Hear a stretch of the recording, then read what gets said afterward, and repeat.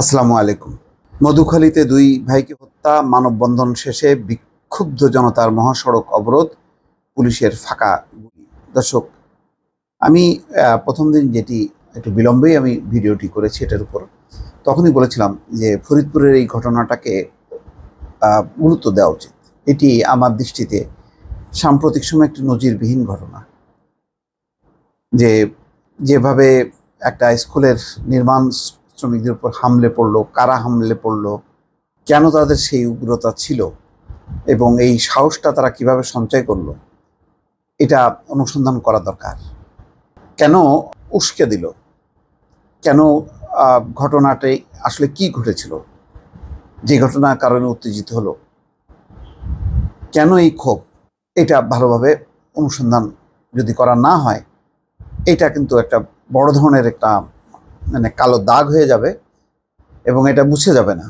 এটা মানুষের মনে দগদগে থাকবে এবং বিভিন্ন এলাকায় এটা সঞ্চারিত হবার শঙ্কা রয়েছে। হয়তো পুলিশ প্রশাসন বুঝেছে, আইন শৃঙ্খলা কর্তৃপক্ষ যথেষ্ট পরিমাণে সেখানে তৎপর আছে, কিন্তু দ্রুত যারা এই অন্যায় কাজটি করেছে, জঘন্য কাজটি করেছে, নৃশংস কাজটি করেছে, তাদেরকে ধর্ম বর্ণ কোনো কিছু বিবেচনা না করে তাদের বিরুদ্ধে অ্যাকশন নিতে হবে এবং এই দাবিটা থাকতে হবে সব রাজনৈতিক দল, সব সম্প্রদায়ের, হিন্দু বৌদ্ধ যে খ্রিস্টান ঐক্য পরিষদ সহ সবাইকেই নিরপেক্ষভাবে এটিকে বলতে হবে যে এটা তদন্ত করতে হবে এবং এই মৃত্যুর একটা জবাবদিহি নিশ্চিত করতে হবে। ফরিদপুরের মধুখালীতে দুই ভাইকে পিটিয়ে হত্যার প্রতিবাদে সর্বস্তরের জনগণের ব্যানারে মানববন্ধন হয়েছে। মঙ্গলবার সকাল 9টায় মধুখালী ঈদগাহের সামনে মানববন্ধন শেষে বিক্ষুব্ধ জনতা ফরিদপুর খুলনা মহাসড়ক অবরোধ করেন। দেখেন কোথায় স্থানে, কোথায় মানববন্ধন হয়েছে, মধুখালী ঈদগাহের সামনে। খেয়াল করেন, খুব গুরুত্বপূর্ণ জায়গাগুলি এবং কারা করছে এটাও বোঝা দরকার এবং কি কারণে করছে এটাও বোঝা দরকার। বিক্ষোভকারীরা মহাসড়কে গাছের গুঁড়ি ফেলে ও আগুন ধরিয়ে যান চলাচল বন্ধ করে দেয়। পরে পুলিশ কাঁদানে গ্যাসের সেল ও ফাঁকা গুলি ছুঁড়ে বেলা 1:30টার দিকে পরিস্থিতি নিয়ন্ত্রণ আনে। তাহলে সকাল 9টায় ঘটনা, 1:30টা পর্যন্ত এই পরিস্থিতি। প্রসঙ্গত গত বৃহস্পতিবার রাতে মধুখালীর ডুমাইন ইউনিয়নের পঞ্চপল্লী সার্বজনীন কালী মন্দিরে প্রতিমায় অগ্নিসংযোগের ঘটনা ঘটে। এই ঘটনায় এলাকাবাসীর হামলায় 4 নির্মাণ শ্রমিক গুরুতর আহত হয়। পরে ফরিদপুর বঙ্গবন্ধু শেখ মুজিব মেডিকেল কলেজ হাসপাতালের 2 সহোদর আশরাফুল ও আসাদুল, তাদের মৃত্যু হয়।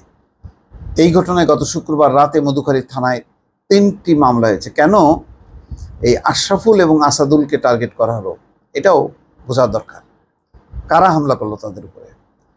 স্থানীয় সূত্র বলছে, দুই ভাইকে পিটিয়ে হত্যা ও মন্দিরে অগ্নিসংযোগের ঘটনার প্রতিবাদে আজ মঙ্গলবার 9টার দিকে মধুখালী ঈদগাহের সামনে ঢাকা খুলনা মহাসড়কের পাশে সর্বস্তরের জনগণের ব্যানারে মানববন্ধন আয়োজন করা হয়।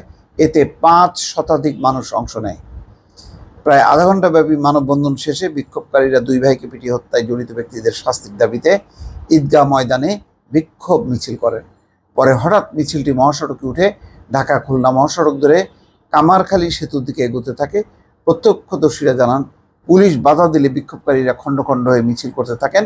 একাধিক ভাগে বিভক্ত বিক্ষোভকারী মালেকা চক্ষু হাসপাতালের সামনে, নোয়াপাড়ার মোড়, মাঝিবাড়ি, বাঘাটের ঘোপঘাট সহ বিভিন্ন স্থানে অবস্থান নেয়। বাঘাটের ঘোপঘাটে বিক্ষোভকারীরা সড়কের গাছের গুঁড়ি ফেলে অবরোধ করে এবং গুঁড়িতে আগুন ধরিয়ে দেয়। বিক্ষুব্ধরা মহাসড়কে উঠে অবস্থান নিতে চাইলে পুলিশ তাদের বাধা দেয়। এক পর্যায়ে পুলিশ তাদের ছত্রভঙ্গ করতে কাঁদানে গ্যাস এবং শটগানের গুলি ছোড়ে। তখন বিক্ষোভকারীরা পুলিশের দিকে ছুটতে ছুটতে ছত্রভঙ্গ হয়ে যান। এদিকে নোয়াপাড়ার মোড়ে একটি ইট ভর্তি ট্রাক সড়কের মাঝখানে আড়াআড়িভাবে রেখে বিক্ষোভ করেন বিক্ষোভকারীরা। দুপুর 12:30টার দিকে সেখানে ফরিদপুর জেলা প্রশাসক কামরুল হাসান তালুকদার গিয়ে সব দাবি মেনে নেওয়ার আশ্বাস দিয়ে বিক্ষোভ প্রত্যাহারের আহ্বান জানান। বিক্ষোভকারীরা তাদের উপর পুলিশের গুলি ও হামলার প্রতিবাদ জানান। জেলা প্রশাসক এই ঘটনারও তদন্তের আশ্বাস দেন। বিক্ষোভকারীরা জেলা প্রশাসকের আহ্বানে সাড়া না দিলে অতিরিক্ত পুলিশ গিয়ে ফাঁকা গুলি ছুড়ে পরিস্থিতি নিয়ন্ত্রণে আনে। পুলিশের হামলায় তাদের 4 জন আহত হয়েছে। এর মধ্যে 3 জন মধুখালী উপজেলা স্বাস্থ্য কমপ্লেক্সে প্রাথমিক চিকিৎসা নিয়েছেন। যাই হোক, পরিস্থিতি দর্শক বুঝতেই পারছেন যে এত সহজে স্থানীয় জনতা এটা ছেড়ে দেবে না। ফলে এই ঘটনার দ্রুত বিচার এবং তদন্ত এবং দোষী ব্যক্তিদেরকে চিহ্নিত করা জরুরি বলে অনেকে মনে করছেন। দর্শক ভালো থাকবেন, আল্লাহ হাফেজ।